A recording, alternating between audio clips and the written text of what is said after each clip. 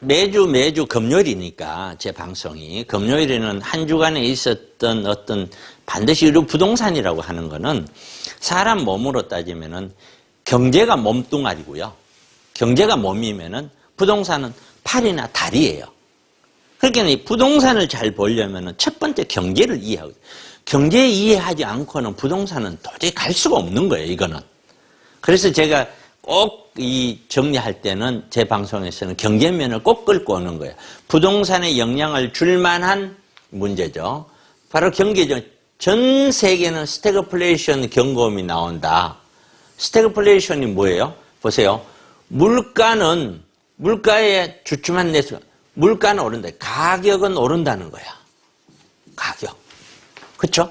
그런데 전체적인 어떤 그 산업에 있는 산업은 활황이 되었고 경제가 착착착착 성장해야 되는데 경제 규모가 물가가 올라가면서 돈이 풀리면서 경제도 늘어나면서 물가도 오르고 과열 양상을 얘기하는데 이거는 나쁜 현상이죠. 굉장히 나쁜 현상. 실적 피크아웃 우리의 반도체 등 주가가 약세다.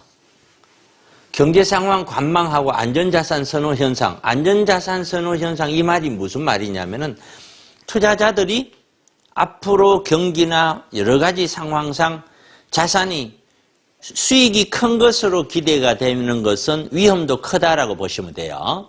수익이 작게 기대되는 것은 위험도 적다라고 보는 거예요.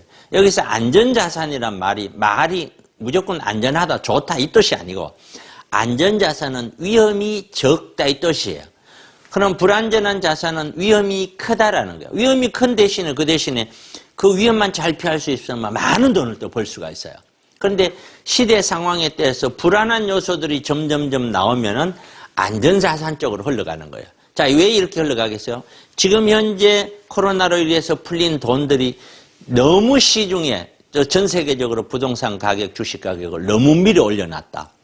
이거는 각 나라가 자연스럽게 그 나라 경제 상황, 사회, 문화 여건으로 유지할 수 있고 버틸 수 있는 무난한 수준의 가격대가 아니다. 그 가격보다 전부 다 버블이라고 보는 거예요. 이 버블이 꺼질 때 되면은 이런 안전자산이 아닌 위험자산들은 굉장히 큰 위험에 노출될 수 있기 때문에 선호 현상이 점점 높아지게끔 되어 있는 거예요. 변이 바이러스 코러스죠. 우리가 흔들리는 한국 경제. 자, 우리가 확진자가 2,000명대까지 왔어. 금요일 하루에 1.84%. 야, 참. 원달러 환율도 꾸준히 올라서 1,165원. 원달러 환율이라는 게 우리가 금리를 어쩔 수 없이 올리거나 미국이 돈을 더 많이 풀어서 돈의 양이, 우리나라 돈의 양보다 미국의 돈의 양 비율이 미국이 더 많아진다는 거죠. 그러면 우리는 수출이 그만큼 어려워진다는 거예요.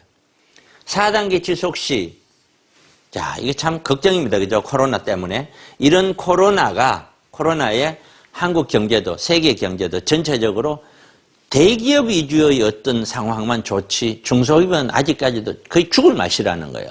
그럼 대기업만 살아난다고 그럼 경제, 국민 전체가 사느냐? 그렇지 않죠.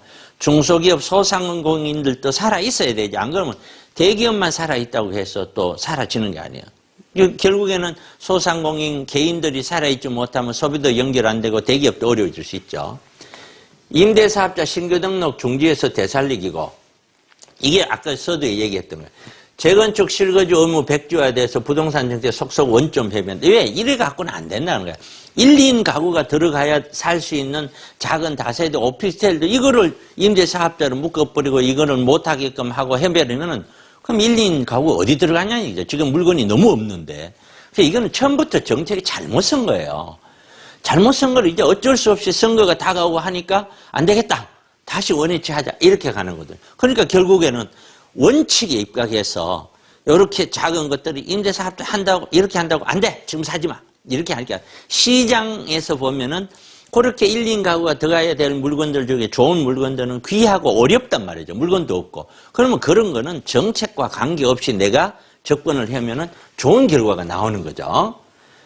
향후 전망은요. 역시 박스권이에요. 박스권이고 고가 위주로는 거의 수평, 저가 위주로는 약간 상승기에 있는 이런 현재의 시장이 전개될 거다. 이렇게 저는 생각을 합니다. 자, 세미나는 토요일 날 일요일 날 세미나를 합니다. 자, 이 세미나 시간을 통해서 여러분 그때 방송 시간에서 해결하지 못했던 투자와 관련, 고민과 관련한 것들은 세미나를 통해서 해결할 수밖에 없습니다. 자, 그 점 좀 생각을 하시고, 단 코로나인 만큼 우리는 우리 면적 대비 법적인 인원을 모집하기 때문에 절대로 많이 할 수는 없는 것입니다. 이해를 해 주시고요. 세미나 시간에 여러분들의 좋은 의견 듣도록 하겠습니다.